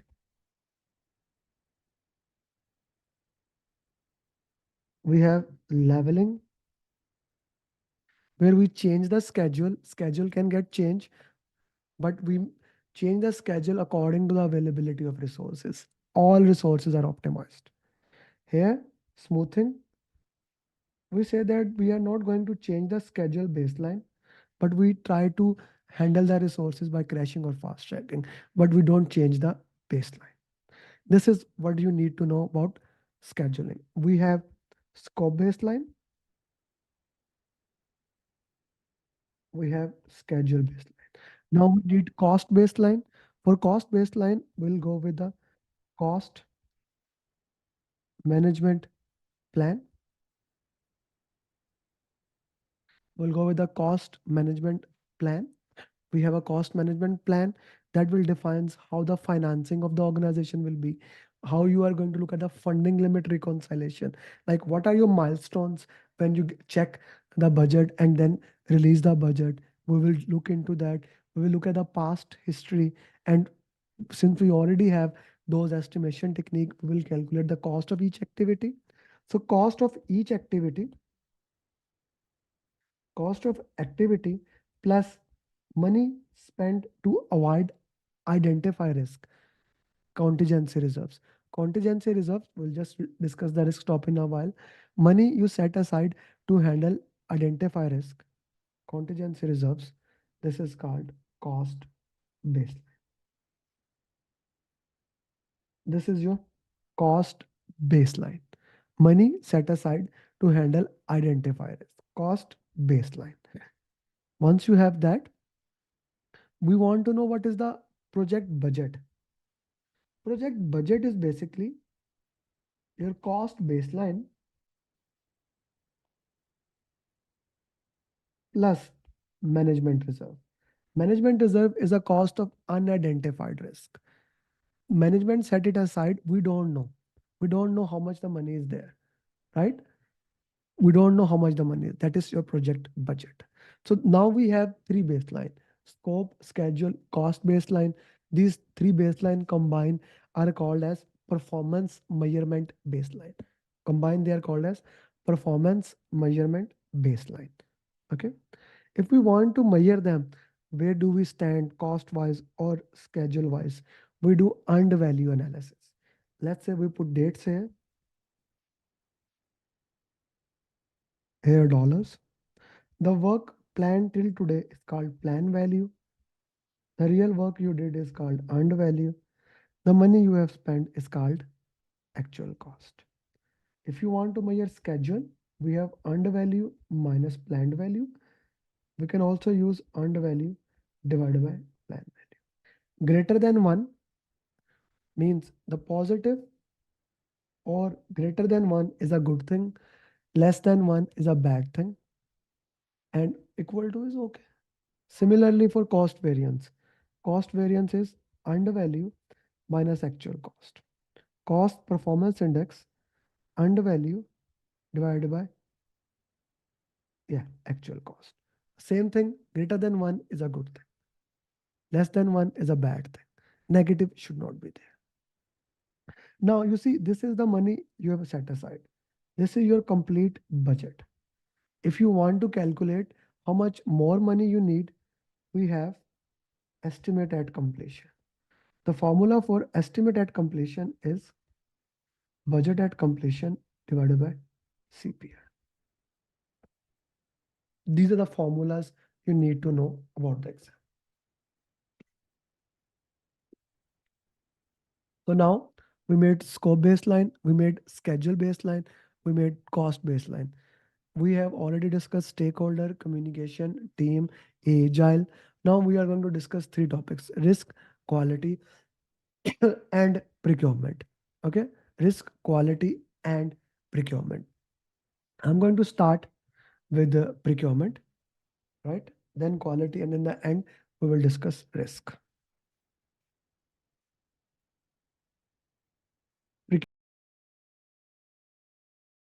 Procurement. So, plan, manage. First, we plan procurement, then conduct procurement, and finally, control procurement. In plan, the first step is we need to do make or buy analysis. Why do we even need that? Why do we even need that button thing? What is the purpose of that? We do the make or buy analysis. That is step one. Why do we even need that? Make or buy analysis. Step one, right? Make or buy analysis. Then we decide source selection criteria. From which source we want, what is our selection criteria, what is the purpose of that, why we want to go to a pattern sources and not the other sources. We make source selection criteria. Once we have decided, okay, this will be the source, then we see, is our scope fixed? If our scope is fixed, we have three contract: firm fixed price, where everything is fixed, the risk is on seller. Fixed price, incentive fee. Here we say scope is fixed, but we say seller, if you can give early, we'll make payment to you. Or the contract that is used for long term, economic price adjustment. Fixed price, economic price adjustment, that is used for multi years contract. In all these three, scope is fixed. Here everything is fixed. Here we give them some incentive. This is used with the dollar inflation, things like that. If your scope is variable, then we use cost plus fixed fee. Like whatever cost is, you will pay him fixed fee plus the reimburse, will reimburse the cost of the material. We also have cost plus incentive fee and cost plus award fee. Incentive is written in the contract. If it is written, they have to do it, and if they don't do, it can suffer both way. Like if it is written they will do, we'll pay them extra fees. If we don't do, it is challengeable in the court. Award fee is more like a tip. It's more like a tip. If you don't do, there is no problem into that. Then we have a subscription model, time and material contract. Time and material contract is pay as you use, right? Uh, it is used all over the world. Prepaid SIMs, subscription model, Netflix, renting a movie, renting a car. It's a time and material contract. These are type of the contract. We choose what do we need, how much we need, when do we need. Once we have all these things, right? Once we have all these things, we will go to the procurement statement of work. We'll write down a procurement statement of work. Procurement statement of work will have every single thing that you need in the project. How much we need, when do we need, what are the details, etc., etc., etc. Every single thing will be the part of a procurement statement of work. Once you have written it, you have made the procurement plan and strategy. You will advertise this. You will advertise this. Those people who are qualified seller in execution, you will have a bidder conference with them. Bidder conference is that you sit aside, you explain the requirement, you answer their questions. If there is a problem, you discuss with them. Then, once the shortlist is sellers, you look at the proposals and you start having negotiation. Please note, project manager is the part of negotiation, but he does not discuss anything regarding money because there can be bribe or things like that. But he is there to discuss scope, schedule, cost, quality. Once negotiation is done, you get contract. The contract can be two types. First, letter of intent, while the real contract is being formed, high level contract in the form of emails, things like that. Then you have final contract. Before the contract is written, everything that happened in the project is according to the is according to the procurement statement of work. Now everything happens according to the contract. In the monitoring and control part, if it is written in the contract that you can do audit, if it is written in the procurement that you can do audit, we will be we will do their audit. If we cannot, if it is written that we cannot do audit, we cannot do the audit. Understand that audit is basically checking the effectiveness of the process. Audit is checking the effectiveness of the process, how effective our processes are. That is basically audit. Okay, so I cannot go, I have like 5 to 6 phone of Apple, but I cannot go and check Apple. I cannot, because it's not the part of my contract. What can be done is inspection. Okay, I have like, for this one, 15 Pro Max, I have a 2 years Apple Care. I have bought that warranty, so I can, if any problem occur, I can go to Apple, right? If a problem occur, step one, step one is to sit with them, talk to them, and get a win-win situation. Sit at a table, try to get a win-win situation. If we are unable to get, try to do what is written in the contract. If contracts are also silent, that now maybe you get a arbitrator, mediator. If still that thing is not done, now we go to court. Going to the court is the last step, and we don't want to do that. It costs money, time to every single person. We don't want to do that. Please note, procurement are closed throughout the project. Throughout the project, not in the closing. In monitoring and control, they are closed. In, in closing, we will final check the procurements have been closed or not, but they are closed throughout the project. This is your procurement. Very simple, straightforward topic.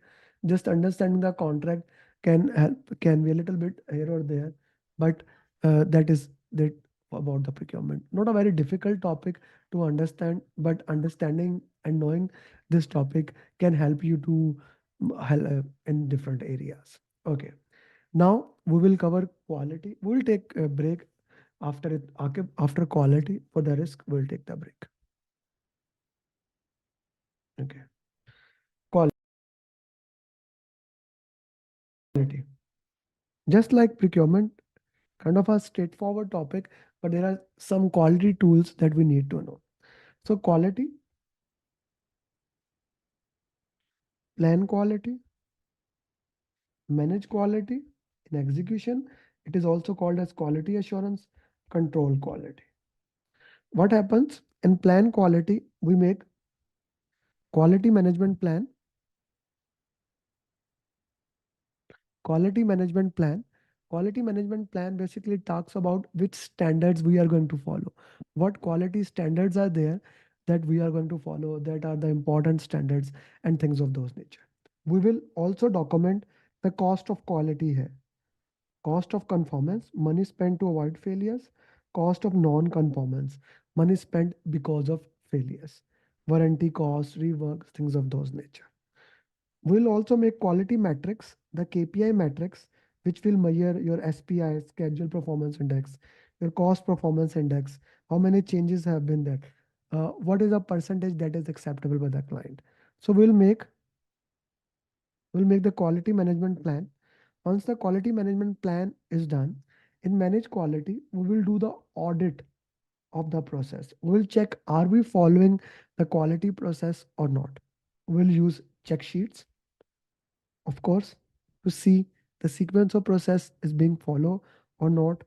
Check sheets, checklist will be used.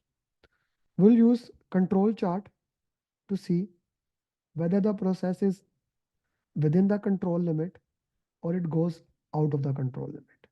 If any point goes out of the control limit, we need to investigate it using fishbone diagram, root cause analysis, cause and effect. Why? Like why this problem went out of the way. If anything goes out of the way, we need to investigate it using fishbone diagram into that way. One of the way, while you are working, uh, we also do sampling. Sampling is basically we go and check the process. Does does it uh, value according to our quality process or not? Right? In manage quality, we make sure we are following the right process. In control quality, when your deliverable is made, here the team inspect it. Of course, using all the quality tools here, quality tools are used in both way. If deliverable is according to quality standard, if deliverable is according to quality standard, we call it verified deliverable. Verified deliverable. If it is according to quality, if it's not, it is rejected. We need to rework on it. Okay.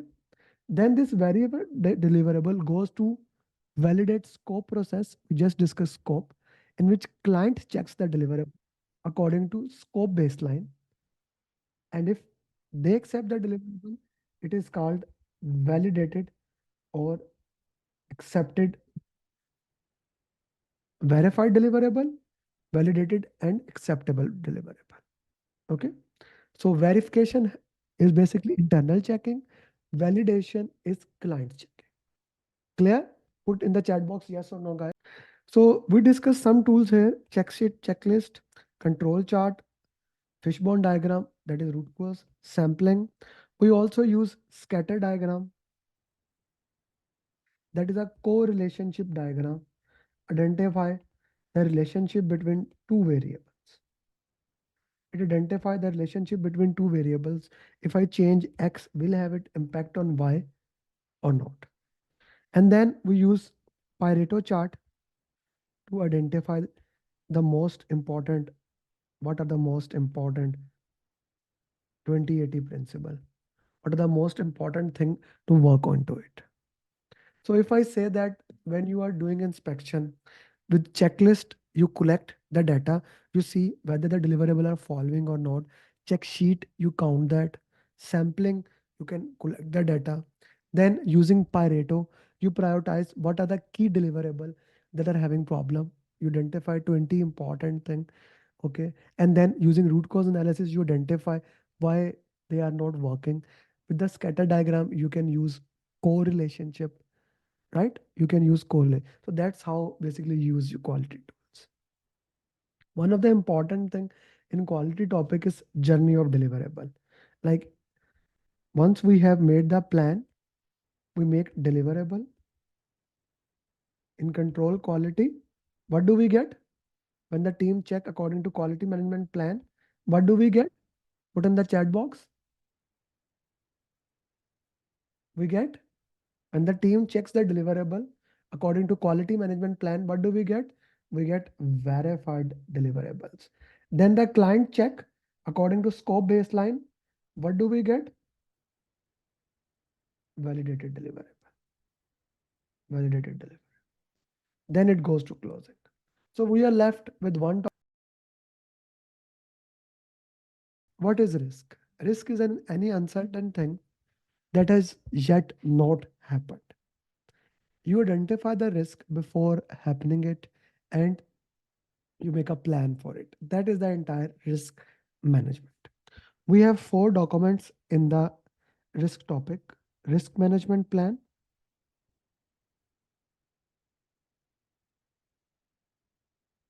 we have risk report,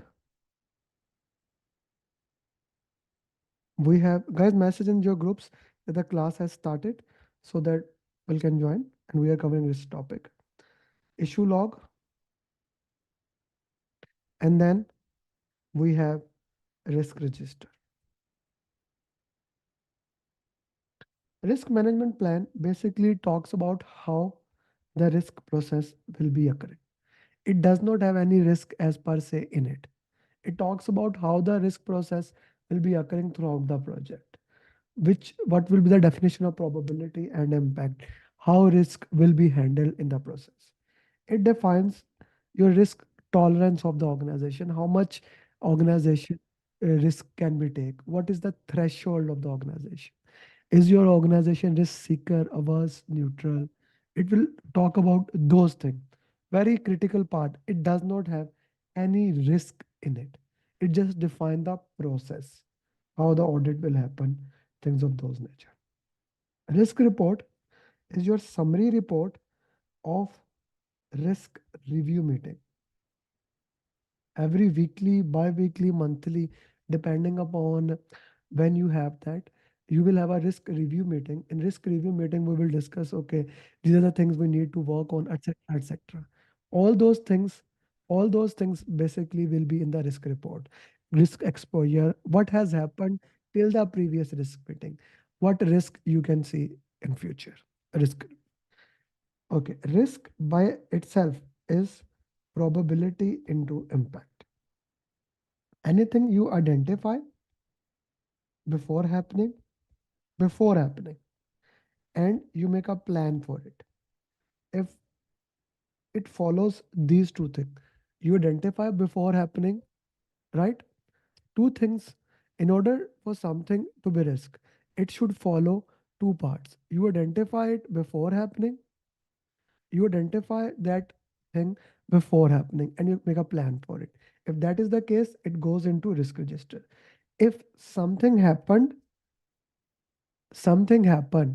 or you did not have a plan for it, it goes into issue log. It goes into issue log. Issues are problem. Either you did not identify or you don't have a plan for it. It goes into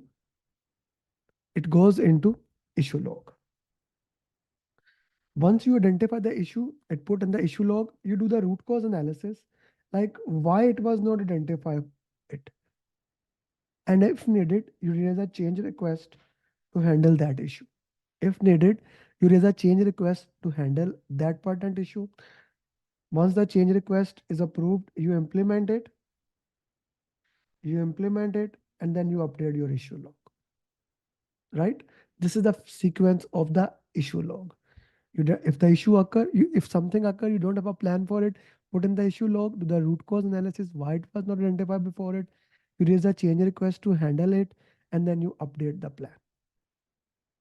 Risk register.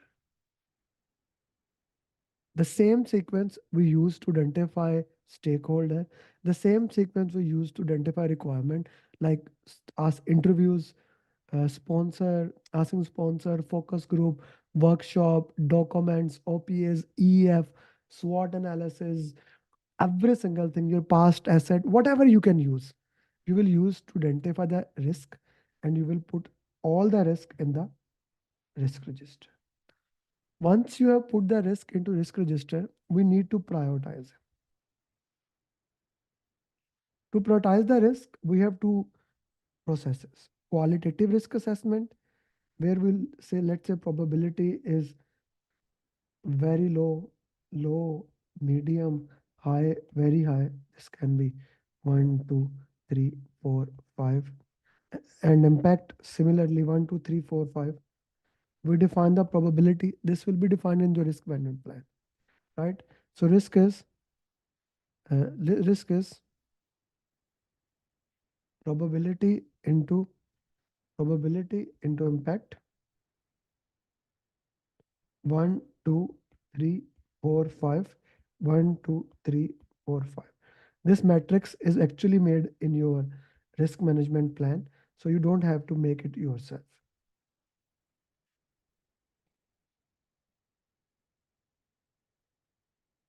Organization to organization, the matrix can be 3 by 3, 5 by 5, 7 by 7.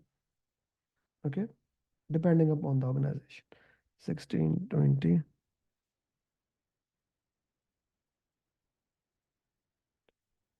5, 10, 15, 20, 25.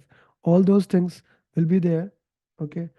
Now you take all the risk. You have a meeting. You rank the risk. Let's say there are thousands of risks. Qualitative risk assessment, you will prioritize, okay, very high, high, medium, low. And now we'll focus on high, medium, or low, right? High, medium, low, we'll work into that, and we will identify those risks.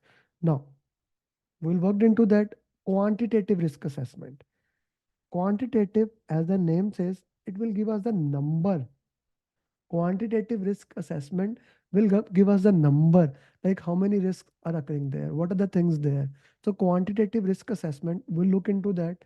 Okay, these are the risks that could occur into us, that are the risk we need to look into that quantitatively. and we will handle those. There are various tools that we use for quantitative risk assessment. One of them is influence diagram. Put in the chat box which way we just give number and we identify those risky activities.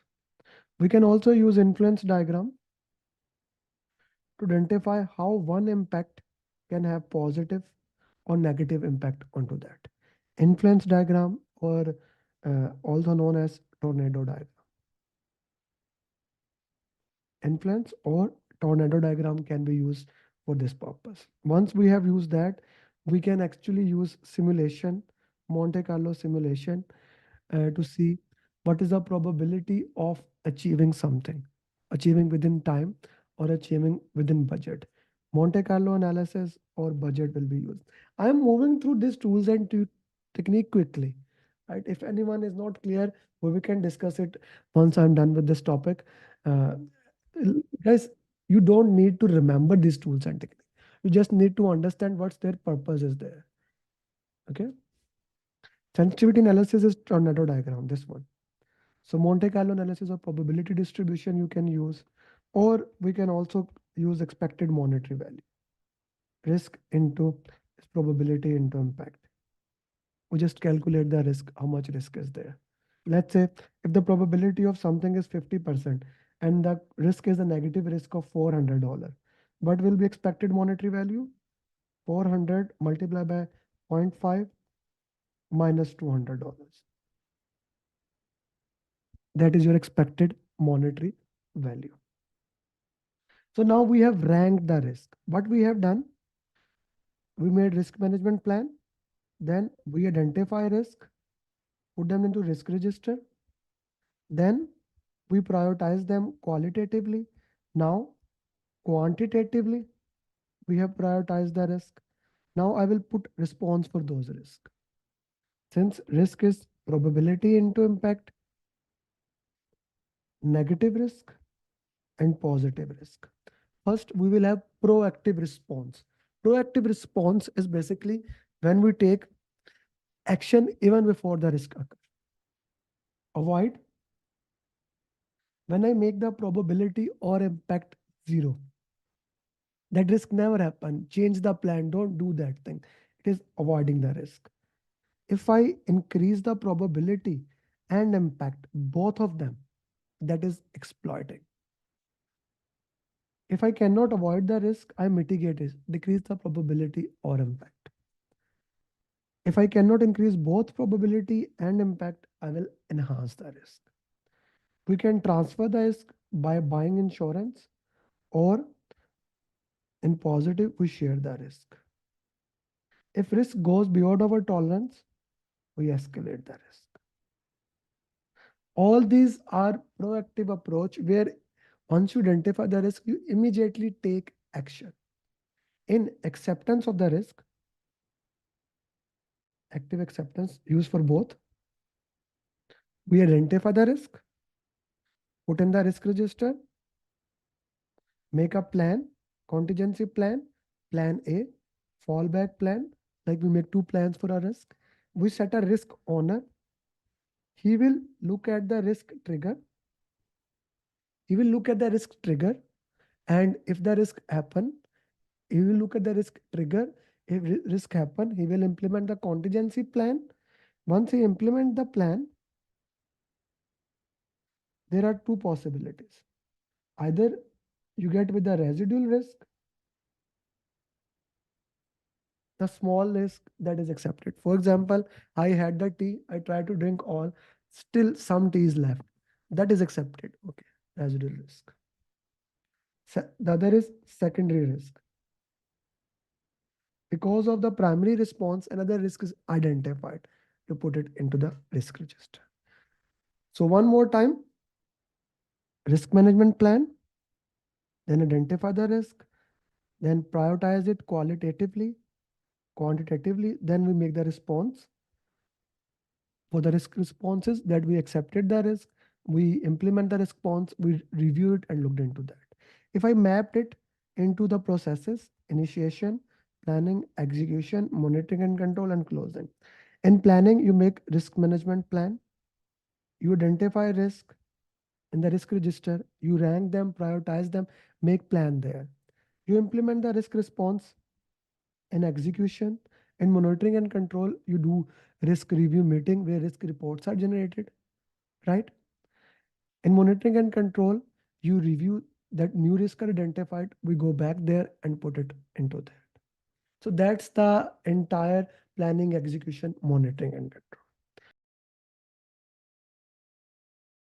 One process that is called integration is basically once you have all the plans, name all the plans that you remember that are part of the project management plan: scope, schedule, cost, quality, risk, procurement, scope baseline, schedule baseline, cost baseline. All the plans, once you have identified all the plans, you combine all the plans. In addition to that, if you want to make any changes in the plan, you make a change management plan, how the changes will be handled. Right? How the changes handle in Agile, we already discussed. All the changes go to the product owner.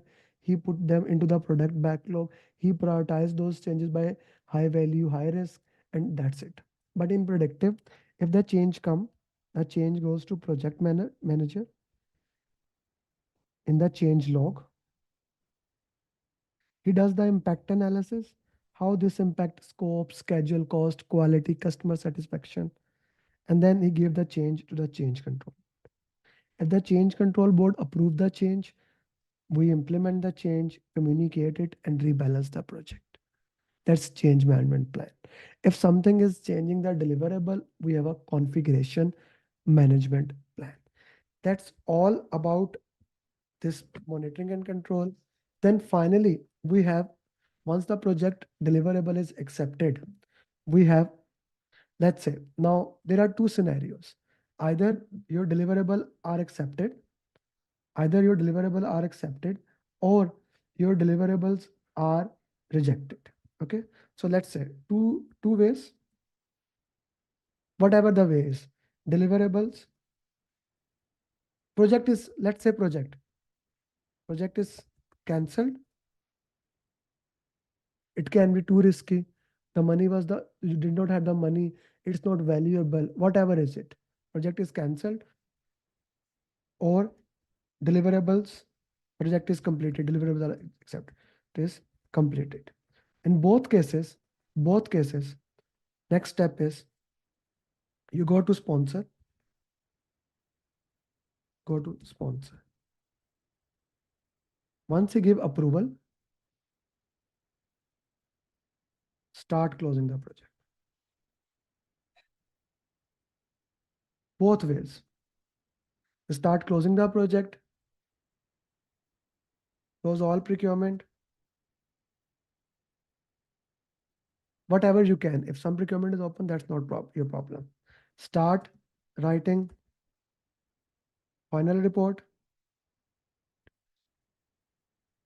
You start writing final report. Guys, just for your information, I will share these document where I am writing to you in a while after that. Start writing final report. Start check benefit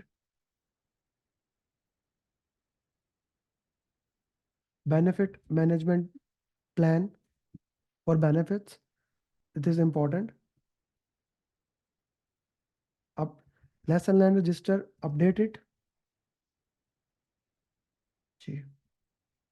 Project document, update and archive.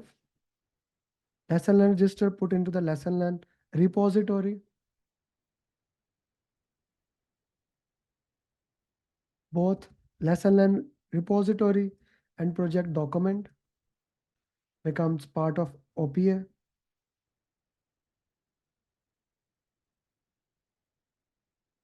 Share final report according to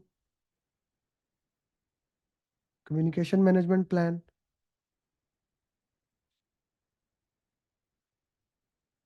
Release the team. Celebrate your success. This is how you close the project. And that's, ladies and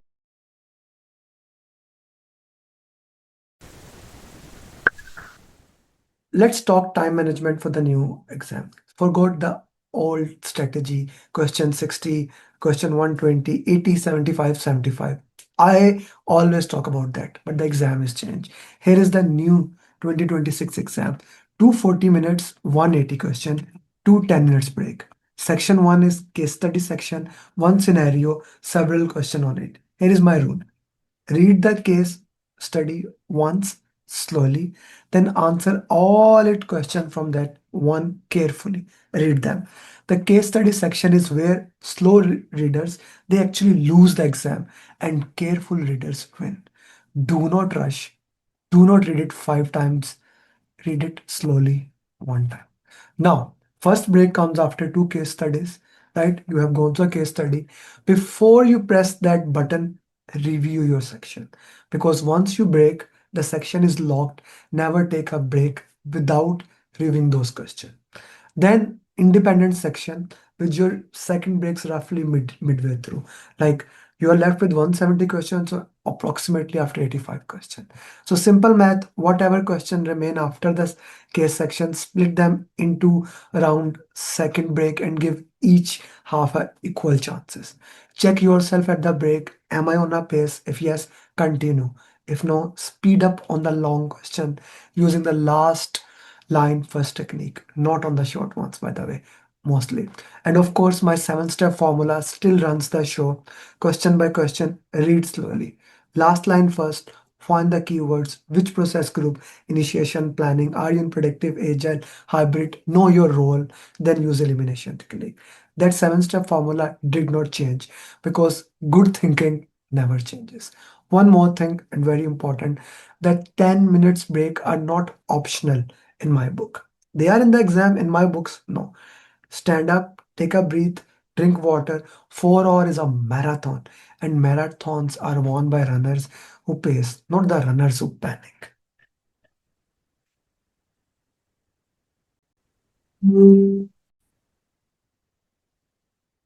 If you made it here, respect. You just did the complete PMP picture in one sitting.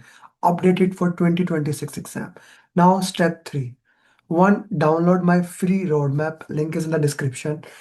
2. If you want the full depth, every topic, every question, type the complete preparation.